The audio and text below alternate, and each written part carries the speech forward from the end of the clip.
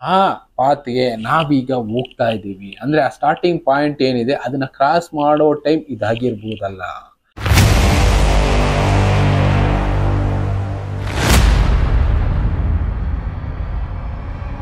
ನಮಸ್ಕಾರ ವೀಕ್ಷಕರೇ, ವಾಟ್ಸಪ್ ದುನಿಯಾದಲ್ಲಿ ತುಂಬಾನೇ ಇನ್ಫಾರ್ಮೇಶನ್ಗಳು ಬರ್ತಾ ಇರತ್ತೆ. ಕರ್ಮ ಯಾರನ್ನು ಬಿಟ್ಟಿದ್ದಲ್ಲ, ಯಾರಿಗೂ ಯಾವತ್ತು ಕಾಯೋದಿಲ್ಲ. ಕೆಲವೊಂದು ಸಲ ಪಟ್ಟಂತ ಇನ್ಸ್ಟೆಂಟ್ ರಿಯಾಕ್ಷನ್ ಕೊಟ್ರೆ ಕೆಲವೊಬ್ರಿಗೆ ಲೇಟ್ ಆಗಿ ರಿಯಾಕ್ಷನ್ ಕೊಡ್ಬೋದು. ಇದು ಒಂದು ವಿಡಿಯೋದಲ್ಲಿ ಅಂತದನ್ನ ನಾವು ನೋಡ್ತಾ ಇದ್ದೀವಿ. ಜನರು ಯಾವ ತರ ಇರ್ತಾರೆ ಅಂದ್ರೆ ಹೊಟ್ಟೆ ಉರಿ ಅನ್ನೋದು ಮನುಷ್ಯರಲ್ಲಿ ಕಾಡ್ತಾ ಇರುತ್ತೆ. ಬೆಂಕಿ ಹಾಕಿ ಸುಟ್ಟಾಕೋದಕ್ಕೆ ಪ್ರಯತ್ನ ಮಾಡ್ತಾನೆ ಒಂದು ಟ್ರ್ಯಾಕ್ಟರ್ನ. ಆದ್ರೆ ಇಲ್ಲಿ ಆ ಕರ್ಮ ಅನ್ನೋದು ಯಾವ ರೀತಿ ಕಾಡ್ತಾ ಇರುತ್ತೆ ಅನ್ನೋದಕ್ಕೆ ಇದೊಂದು ಎಕ್ಸಾಂಪಲ್ ನೋಡ್ತಾ ಇದ್ದೀರಲ್ಲ. ಆ ಬೆಂಕಿ ಅವನನ್ನೇ ಕೊನೆಗೆ ಸುಡುತ್ತೆ. ಇದನ್ನೇ ಹೇಳಿದ್ದು ಕರ್ಮ ರಿಟರ್ನ್ಸ್ ಅಂತ ಯಾವ್ದಾದ್ರು ರೀತಿ ಹೇಳಿರ್ತೀವಿ. ಭಗವಂತ ಪರಮಾತ್ಮ ಕೃಷ್ಣ ಕೂಡ ಹೇಳಿದ್ರು ಕರ್ಮ ಬೇಗ ಸಿಗುತ್ತೆ ಕೆಲವೊಬ್ರಿಗೆ ಲೇಟ್ ಆಗ್ಬೋದು. ಅಂತ ಕರ್ಮದ ಫಲ ಇಲ್ಲಿ ನೋಡ್ತಾ ಇದೀವಲ್ಲ. ನಮ್ಮಲ್ಲೂ ಅಂತವ್ರು ಎಷ್ಟೋ ಜನ ಇದ್ದಾರೆ. ಒಳ್ಳೆ ಕೆಲಸ ಒಬ್ಬ ವ್ಯಕ್ತಿ ಮಾಡ್ತಾ ಇದ್ದಾನೆ ಅಂದ್ರೆ ಅದನ್ನ ಹಾಳು ಮಾಡೋದಕ್ಕೆ ಎಷ್ಟೆಷ್ಟೋ ಜನ ಪ್ರಯತ್ನ ಮಾಡ್ತಾ ಇರ್ತಾರೆ. ಎಕ್ಸಾಂಪಲ್, ನಾನು ಈ ವಿಡಿಯೋಗಳನ್ನೆಲ್ಲ ನಿಮಗೆ ತಿಳಿಸ್ತಾ ಇದ್ದಾಗ ನನಗೂ ಕೂಡ ಅಂಥದ್ದು ಎಷ್ಟೋ ಜನ ಕಳಿಸ್ತಾ ಇದ್ದಾರೆ. ಕಮೆಂಟ್ಸ್ ಅಲ್ಲಿ ನೋಡ್ತಾ ಇರ್ತೀನಲ್ಲ, ಪಿಂಡನೂ ಆಗೋದಿಲ್ಲ ಇನ್ನೊಂದು ಆಗೋದಿಲ್ಲ ಅಂತ ಯಾರೋ ಒಬ್ರು ಹಣೆಗೆ ವಿಭೂತಿ ಬೇರೆ ಇಟ್ಕೊಂಡು ಬುದ್ಧಿವಾದ ಹೇಳೋದಕ್ಕೆ ಹೋಗ್ತಾರೆ ಜನರಿಗೆ. ಈ ತರದವ್ರು ಎಷ್ಟೋ ಜನ ಇರ್ತಾರೆ. ಅವ್ರಿಗೆ ನೆಗೆಟಿವಿಟಿ ಅನ್ನೋದು ತುಂಬ್ಕೊಂಡ್ಬಿಟ್ಟಿರುತ್ತೆ. ಒಬ್ರನ್ನ ಹಾಳು ಮಾಡಿ ಅದ್ರಲ್ಲಿ ಅವ್ರಿಗೆ ಖುಷಿ ಸಿಗ್ತಾ ಇರತ್ತೆ. ಅಂತ ಖುಷಿ ಪಡೋರ್ನ ಏನು ಮಾಡೋದಕ್ಕಾಗೋದಿಲ್ಲ. ನಾವು ನೋಡಿ ಅವ್ರನ್ನ ಬಿಡಪ್ಪ, ಅವ್ರ ಮನೋಭಾವನೆ ಆ ಥರ ಇರಬೇಕು ಅನ್ಕೊಂಡು ನಮ್ಮ ಸ್ಟೈಲ್ ನಾವು ಹೋಗ್ತಾ ಇರ್ಬೇಕಷ್ಟೇ. ಒಟ್ಟಿನಲ್ಲಿ ಕರ್ಮ ಯಾರನ್ನು ಬಿಟ್ಟಿದ್ದಲ್ಲ ಅನ್ನೋದಕ್ಕೆ ಇದು ಒಂದು ಎಕ್ಸಾಂಪಲ್ ಆಗಿ ನಾವು ನೋಡ್ತಾ ಇರೋದು. ವಾಟ್ಸಪ್ ಅಲ್ಲಿ ನಮಗೆ ಕಳಿಸಿದ್ರು ಯಾರೋ ಒಬ್ರು. ನಾನು ಹೇಳದೆ ವಾಟ್ಸಪ್ ದುನಿಯಾ ಎಷ್ಟೆಷ್ಟು ಇನ್ಫಾರ್ಮೇಶನ್ ಕೊಡುತ್ತೆ ಅಂತ. ಅದರಲ್ಲಿ ಇದು ಕರ್ಮ ಈಸಿಯಾಗಿ ರಿಟರ್ನ್ ಆಗುತ್ತೆ ಅನ್ನೋದು. ಇನ್ನ ಬಿಸ್ನೆಸ್ ಅನ್ನೋದು ಯಾವ ತರ ಆಗೋಗಿದೆ ಅನ್ನೋದಕ್ಕೆ ಒಂದು ಎಕ್ಸಾಂಪಲ್ ಇಲ್ಲಿ ಒಂದು ತೋರಿಸ್ತಾ ಇದೀನಿ ನೋಡಿ. ಮೆಡಿಸಿನ್ ಮಾಫಿಯಾಗಳು ಬಂತು, ಲ್ಯಾಂಡ್ ಮಾಫಿಯಾ ಬಂತು, ಯಾವ್ದಾವ್ದೋ ರೀತಿ ಮಾಫಿಯಾಗಳು ನಮ್ಮನ್ನ ಸುತ್ತುವರಿತಾ ಇದೆ. ಬ್ಯಾಂಕ್ ಸ್ಕ್ಯಾಮ್ ಮಾಫಿಯಾ ಆಗಿರ್ಬೋದು, ಬೇರೆ ಬೇರೆ ಮಾಫಿಯಾಗಳು. ಅದು ಯಾಕೆ ಸೃಷ್ಟಿ ಆಯ್ತು ಅನ್ನೋದಕ್ಕೆ ಈ ವಿಡಿಯೋ ಎಕ್ಸಾಂಪಲ್. ಈ ವಿಡಿಯೋಗೂ ಅದಕ್ಕೂ ಏನು ಮ್ಯಾಚ್ ಆಗುತ್ತೆ ಅನ್ನೋದಾದ್ರೆ, ಇಲ್ಲಿ ಏನ್ ಮಾಡ್ತಾನೆ ಒಬ್ಬ ವ್ಯಕ್ತಿ, ಒಂದು ಕಲ್ಲಿನಿಂದ ಮಾಡಿರುವಂತ ಒಂದು ಬಾಲನ್ನ ಮಾಡ್ತಾನೆ. ಫುಟ್ಬಾಲ್ ಅದು ಕಲ್ಲಲ್ಲಿ ಮಾಡ್ತಾನೆ. ಆ ಬಾಲ್ನ ತಗೊಂಡೋಗಿ ಒಂದು 10 ಬಾಲ್ಗಳನ್ನ ಆ ತರ ಮಾಡಿ ಆ ಬಾಲ್ಗಳನ್ನ ತಗೊಂಡೋಗಿ ಅಲ್ಲಲ್ಲಿ ಅವನ ಮನೆ ಸುತ್ತ ಇಟ್ಟಿರ್ತಾನೆ. ಜನಕ್ಕೆ ಒಂದು ಅಭ್ಯಾಸ ಇದೆ, ಏನಂದ್ರೆ ಎಲ್ಲಾದ್ರೂ ಬಾಲ್ ಸಿಕ್ಕಿದ್ರೆ ಇನ್ನೊಂದು ಸಿಕ್ಕಿದ್ರೆ ಕಾಲಲ್ಲಿ ಒದಿಯೋದು. ಅದು ಗೊತ್ತು, ಜನ ಇದನ್ನ ಮಾಡೇ ಮಾಡ್ತಾರೆ ಅಂತ. ಇದನ್ನ ಮಾಡಿದ್ರಿಂದ ಅವನಿಗೇನು ಉಪಯೋಗ ಇಲ್ಲಿ ನೋಡೋದೇ ಗೊತ್ತಾಗುತ್ತೆ. ಅವನೊಬ್ಬ ಡಾಕ್ಟರ್. ಜನರು ಹಾಸ್ಪಿಟ್ಲಿಗೆ ಬರ್ತಾ ಇಲ್ಲ ಅಂದಾಗ ಏನ್ ಮಾಡ್ದ, ಅವನು ಹಾಸ್ಪಿಟ್ಲಿಗೆ ಜನರು ಬರ್ಬೇಕು ಅಂದ್ರೆ ಏನ್ ಮಾಡ್ಬೇಕು ಅಂತ ಕೆಲಸ ಮಾಡ್ದ. ಅದನ್ನೇ ಹೇಳಿದ್ದು ಮೆಡಿಕಲ್ ಮಾಫಿಯಾ ಅಂತ. ಈ ತರ ಮೆಡಿಕಲ್ ಮಾಫಿಯಾ, ಮೆಡಿಸಿನ್ ಮಾಫಿಯಾ ಎಷ್ಟೆಷ್ಟು ನಡೀತಾ ಇರುತ್ತೆ. ನಾವು ಅರ್ಥ ಮಾಡ್ಕೋಬೇಕಷ್ಟೇ.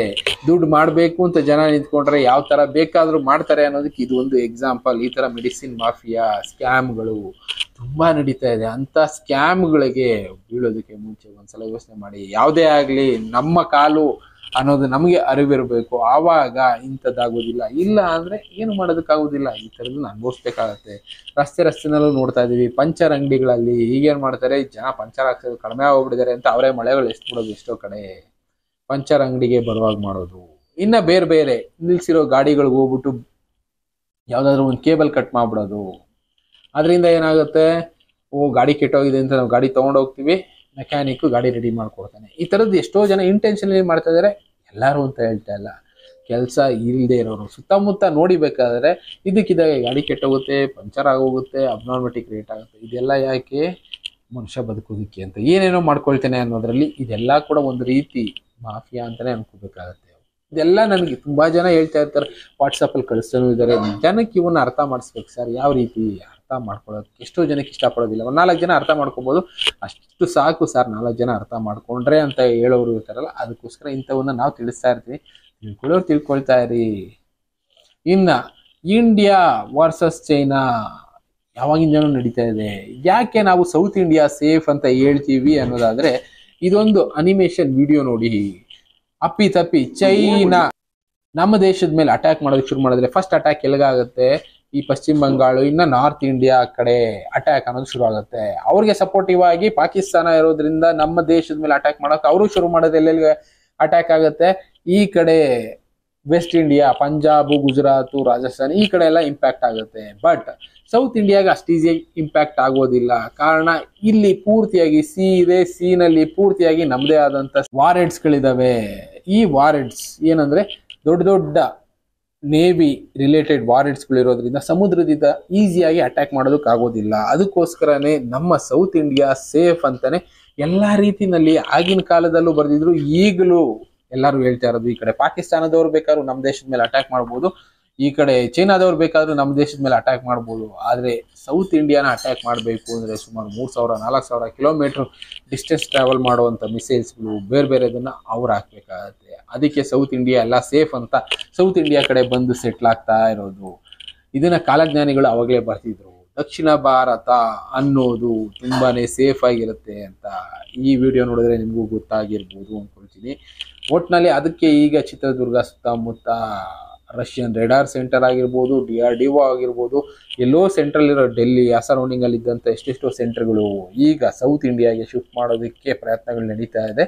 ಫ್ಯೂಚರಲ್ಲಿ ಯಾವುದೇ ರೀತಿ ಭಾರತದ ಮೇಲೆ ಅಟ್ಯಾಕ್ ಆದರೆ ಎಲ್ಲನೂ ಎದುರಿಸೋದಕ್ಕೆ ಸಿದ್ಧ ಮಾಡ್ಕೊಂಡಿರ್ಬೇಕಲ್ಲ, ಅಂತ ಸಿದ್ಧತೆಗಳನ್ನ ಭಾರತ ಕೂಡ ಈಗ ಮಾಡ್ಕೊಳ್ತಾ ಇದೆ ಒಂದೊಂದೇ ಸ್ಟೆಪ್ ಅಲ್ಲಿ ಅನ್ನೋದಕ್ಕೆ ಇದು ಒಂದು ಸಾಕ್ಷಿ ಅಷ್ಟೇ. Not travel at an infinitely fast speed. Because light does not travel at an infinitely fast speed. 186,000 miles per second. That's fast. But it's not infinite. It's so not infinite that you would be frustrated having a phone conversation with someone on the moon because the delay is 3 seconds. You would speak, and by the time they heard you, 3 seconds would have passed. That's how long it takes the light just to get to the moon. It takes 8 minutes, 20 seconds to get to the sun. It takes 100,000 years to cross the galaxy. It takes 1 billion years to get to the distant galaxies. 13.7 billion years to cross the known universe. Put a pin in that fact. Another fact. The universe had a birthday 13.7 billion years ago. So imagine a universe infinitely large. Now, put yourself in the middle, and I tell you, this universe was born 13.7 billion years ago. So, let's go out to the sphere around us, go to the spot where light from objects has taken 13.7 billion years to reach you. You're going to be watching that object being born, because its birth light is just now reaching, because light does not travel at an infinite. ಇವರು Neel Tyson ತುಂಬಾ ವಿಷಯಗಳನ್ನ ಈ ತರ ಅಂದ್ರೆ ಖಗೋಳಶಾಸ್ತ್ರದಲ್ಲಿ ಇರುವಂತ ವಿಷಯಗಳನ್ನ ತಿಳಿಸುವಂತ ಕೆಲಸ ಮಾಡ್ತಾರೆ. ಇಲ್ಲಿ ಲೈಟ್ ಟ್ರಾವೆಲಿಂಗ್ ಸ್ಪೀಡ್ ಬಗ್ಗೆ ಮಾತಾಡ್ತಾ ಇದ್ದಾರೆ. ಇಲ್ಲಿ ಅವ್ರು ಹೇಳ್ತಾ ಇರೋದೇನು, ಲೈಟ್ ಟ್ರಾವೆಲಿಂಗ್ ಸ್ಪೀಡ್ ಎಷ್ಟಿದೆ ಅದ್ರ ಲೆಕ್ಕಾಚಾರ ಹಾಕೋದಾದ್ರೆ 13.7 ಬಿಲಿಯನ್ ಇಯರ್ಸ್ ಟೋಟಲಿ ನಾವು ಇಲ್ಲಿಂದ ಆಚೆ ಹೊರಟೋಗೋದಕ್ಕೆ, ಯೂನಿವರ್ಸ್ ಇಂದಾನೆ ಆಚೆ ಹೊರಟೋಗೋದಕ್ಕೆ ಬೇಕಾಗುತ್ತೆ. ಆ ರೀತಿನೂ ಯೋಚನೆ ಮಾಡ್ಬೋದು. ಅದನ್ನು ಬಿಟ್ಟು ಇನ್ನೊಂದು ರೀತಿನೂ ಯೋಚನೆ ಮಾಡ್ಬೋದು. ಏನಂದ್ರೆ ಆ ಪಾತ್ಗೆ ನಾವೀಗ ಹೋಗ್ತಾ ಇದ್ದೀವಿ ಅಂದ್ರೆ ಆ ಸ್ಟಾರ್ಟಿಂಗ್ ಪಾಯಿಂಟ್ ಏನಿದೆ ಅದನ್ನ ಕ್ರಾಸ್ ಮಾಡೋ ಟೈಮ್ ಇದಾಗಿರ್ಬೋದಲ್ಲ ಅನ್ನೋ ಯೋಚನೆಗಳು ಇವ್ರು ಹೇಳ್ತಾ ಇರೋದು. ಎಷ್ಟೆಷ್ಟೋ ವಿಷಯಗಳನ್ನ ಇವರು ತಿಳಿಸಿದ್ದಾರೆ.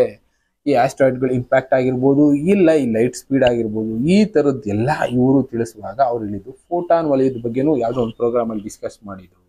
ಆ ಫೋಟಾನ್ ವಲಯನ ಕ್ರಾಸ್ ಮಾಡುವಂಥ ಟೈಮು ಈಗ ಹತ್ತತ್ರ ಇದೆ ಅನ್ಕೊಳ್ಳಿ. ಅದನ್ನು ಇದರಲ್ಲಿ ಒಂದು ಪಾಯಿಂಟ್ ಅಲ್ಲಿ ಮಾತ್ರ ಹೇಳ್ತಾರೆ, 13.7 ಬಿಲಿಯನ್ ಇಯರ್ಸ್ ಮುಂಚೆ ಈ ಯೂನಿವರ್ಸ್ ಅನ್ನೋದು ಸೃಷ್ಟಿಯಾಗಿದೆ ಅಂದ್ರೆ ಆ 13.7 ಬಿಲಿಯನ್ ಲೈಟ್ ಟ್ರಾವೆಲ್ ಮಾಡೋದಕ್ಕೆ, ಆ ಪಾಯಿಂಟ್ಗೆ ಟ್ರಾವೆಲ್ ಮಾಡೋದಕ್ಕೆ ಬೇಕಾಗತ್ತೆ. ಅಂದರೆ ಆ ಟೈಮು ಹತ್ತತ್ರ ಈಗಿದೆ ಅನ್ಕೊಳ್ಳಿ. ಆ ಟೈಮ್ನ ನಾವು ಕ್ರಾಸ್ ಮಾಡ್ತಾ ಇದ್ದೀವಿ ಅಷ್ಟೇ. ಈ ಥರದ್ದು ಎಷ್ಟೆಷ್ಟೋ ವಿಷಯಗಳನ್ನ ಇವರು ತಿಳಿಸ್ತಾ ಇದ್ದಾರೆ.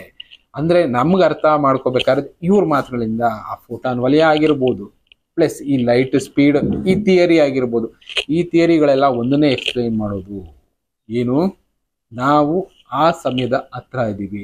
ಇಟ್ ಮೈಟ್ ಬಿ ಅವ್ರು ಹೇಳೋ ಪ್ರಕಾರ 50 ವರ್ಷ ಇರ್ಬೋದು, ಇಲ್ಲ 10 ವರ್ಷ ಇರ್ಬೋದು, ಇಲ್ಲ ಒಂದು 100 ವರ್ಷನೂ ಇರ್ಬೋದು. ಬಟ್ ನಾವು ಆ ಸಮಯದ ಆಸ್ಪಾಸ್ನಲ್ಲಿ ಇದ್ದೀವಿ ಅಷ್ಟೇ. ಎಕ್ಸಾಕ್ಟ್ ಟೈಮ್ ಯಾರು ಕೊಡೋದಕ್ಕಾಗೋದಿಲ್ಲ, ಆಸ್ಪಾಸ್ನಲ್ಲಿ ಇದ್ದೀವಿ ಅಷ್ಟು ಮಾತ್ರ ಅರ್ಥ ಮಾಡ್ಕೊಳ್ಳಿ ಅಂತಾನೆ ಇವರು ಎಷ್ಟೋ ಸಲ ಎಷ್ಟು ವಿಷಯಗಳಲ್ಲಿ ಹೇಳಿದ್ದಾರೆ. ಇನ್ನು ಇದೇ ರೀತಿ ಎಷ್ಟೆಷ್ಟು ವಿಷಯಗಳಿದೆ, ಅವುಗಳನ್ನ ನಾನು ನಿಮಗೆ ತಿಳಿಸ್ಕೊಡ್ತಾ ಹೋಗ್ತೀನಿ. Thank you. ಇನ್ನು ಬೇರೆ ಬೇರೆ ವಾಟ್ಸಪ್ ದುನಿಯಾದಲ್ಲಿ ಎಷ್ಟೆಷ್ಟು ವಿಷಯಗಳನ್ನ ನಮಗೆ ಕಳಿಸ್ತಾ ಇದ್ದಾರೆ, ಆ ವಿಷಯನ ತಿಳಿಸ್ಕೊಡೋ ಕೆಲಸ ಮಾಡ್ತಾನೆ ಇರ್ತೀನಿ. ತಿಳ್ಕೊಳ್ತಾನೆ ಇರೋಣ, ತಿಳ್ಕೊಂಡಿರೋ ಬೇರೆ ಬೇರೆ ವಿಷಯಗಳನ್ನ ತಿಳ್ಕೊಳ್ಳಿ, ಇನ್ನ ಬೇರೆ ಬೇರೆ ಜನಕ್ಕೆ ತಿಳಿಸ್ತಾ ಹೋಗೋಣ. Thank you. ಮತ್ತೆ ಸಿಗ್ತೀನಿ.